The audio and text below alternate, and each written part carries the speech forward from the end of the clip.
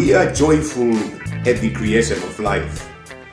We celebrate success in life, but equally in sorrow and sadness. Life still goes on. Hello, my friends, and welcome to Makamba Life with me, James Makamba. Celebrated poet Maya Angelou wrote, "My mission in life is not merely to survive, but to thrive, and to do so with some passion, some compassion, some humor, and some style." Today, my guest is Thuli. The name Thuli automatically forces you to move on to Madonsela, but it's not Madonsela. It's Thuli Chimanga, a vibrant young woman with a compelling story. Hello, Thuli. Hello, Mr. Makamba. Welcome to Makamba Life. Thank you so much for having me. Good. You are a designer, an entrepreneur, a mother, and a founder of an NGO, Together Single Mothers. Yes. Please tell me about the charitable organization that you founded. We started this together firstly on social media as a platform, on the platform as a information seeking initiative I went on. I really needed to understand the challenges that the single mothers were facing in order for us to have solutions, because it would be pointless to say we can help them, give them money, give them school fees and all those things, but you need to understand it from the roots, from the ground up. So we started it as a social group, and it was on Facebook for a long time before it became live. And when we started our meetings, that's when we had real change. That's when we really found the reasons that drive a single motherhood, and their motives, their passions, their people, and they're not really deemed and looked up at in society. They are more looked down upon. So we started trying to address those things, because if you address the person first, then you address their challenges while you're addressing the person. So would you say there is a specific incident that triggered the founding of this organization? What specifically motivated you to start this? I am a single mom. Oh, are you? I am a single mother. I thought you said you were married. No, I'm definitely a single mother. Okay. Proudly You were so. once married. I was once married. Okay. And I'm proudly a single mom. Proudly meaning I'm not encouraging the status of being a single mom, but I'm embracing it and celebrating it for as long as I'm in it. So I am a single mom. Being a single mother and understanding the challenges live, because I did go through a lot of challenges, financially, socially, even physically, because it would end up, if you allowed the situation, it would end up affecting your health. And so my mission was to try and make sure that every other single mother doesn't have to go through the same thing that I'm going through, because for me, progress is trying to ensure that negative history doesn't repeat itself. So how do we do that without forcing people? We then bring it out onto the social platforms, discuss it.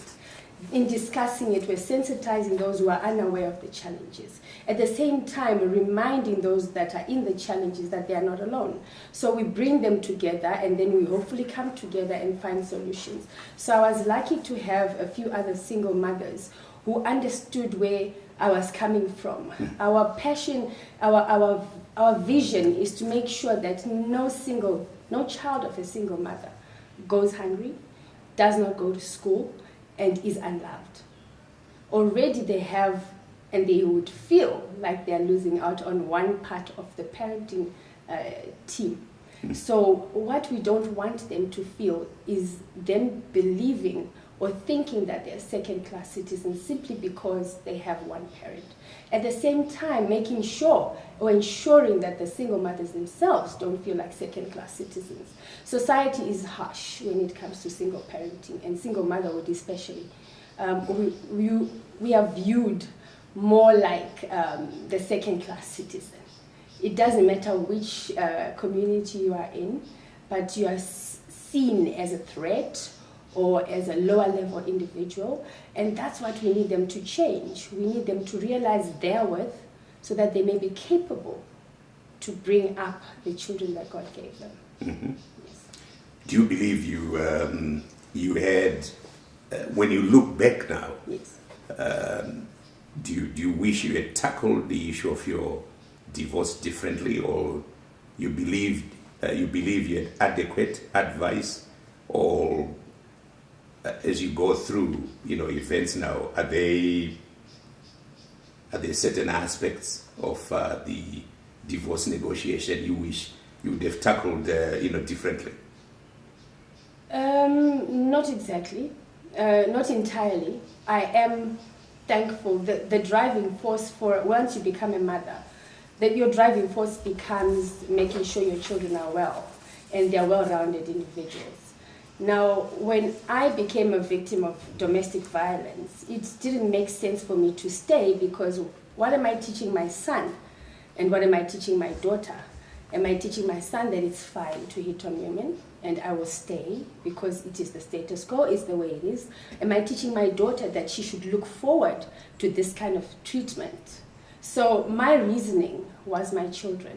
So for you, it was two boys from the first marriage? Yes. And then two girls? A boy and a girl. A boy and a girl, and a boy and a girl again? Yes. From the second marriage? Yes. And would you say the reason for both divorces were pretty similar or different? No, they were very different. Uh-huh.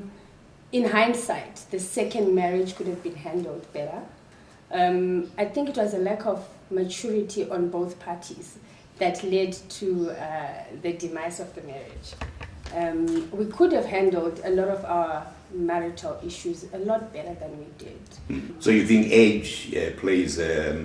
With divorces, I think age, not just age, maturity. Maturity. Maturity does. Because you can be young and be mature, and vice versa. Yes. Okay. So it's definitely maturity that plays a big, major role in a marriage. You have to be spiritually mature, emotionally mature. Oh, you look so young.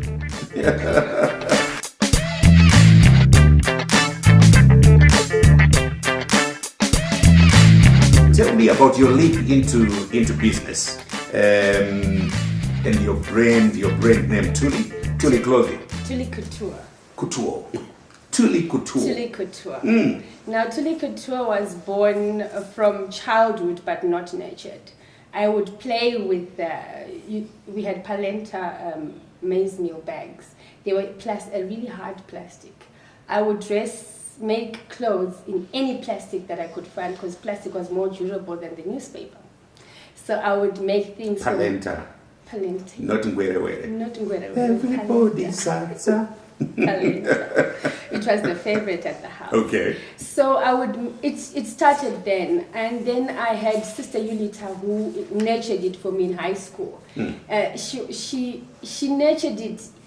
She grew it within me, and I was top of the class, and I enjoyed it. However, because it wasn't as glamorous to be a dressmaker, I didn't pursue it, but I would make my own things when we had your a sewing own clothes. machine. Yes, my grandmother had a sewing machine, and I would make my own clothes, but occasionally on and off.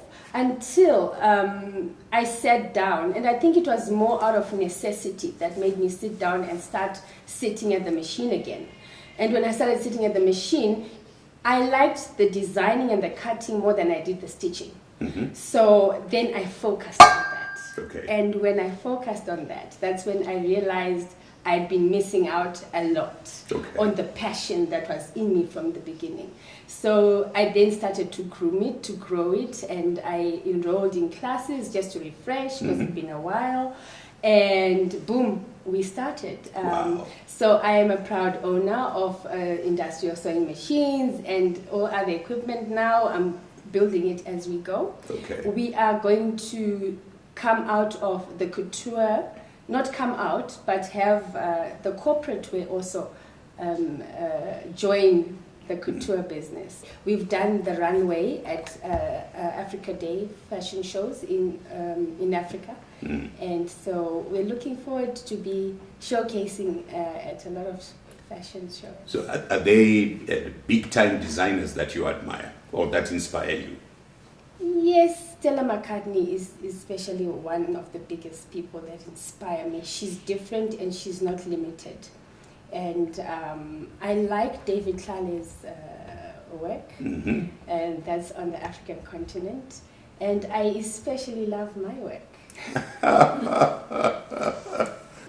Tell me, how do you balance the responsibility and the pressures of work, motherhood, designing? I've read about some of the designers, and they get up at some pretty odd hours when the creativity, kicks in. How do you maintain a balance with all these, responsibilities? As a creative, it's really difficult because when it hits, it hits. But what I have seen as an entrepreneur, instead of having set times that I do it, because creativity doesn't have a timetable, I engage my children in what I'm doing. Okay. And so you'd find they can have the scissors or have this. If we're in the same space, we are in the same company. Therefore, nobody is neglected. Are you hoping that one of them will turn out to be a designer? Do any of your 4 children exhibit any signs that they may want to follow your footsteps?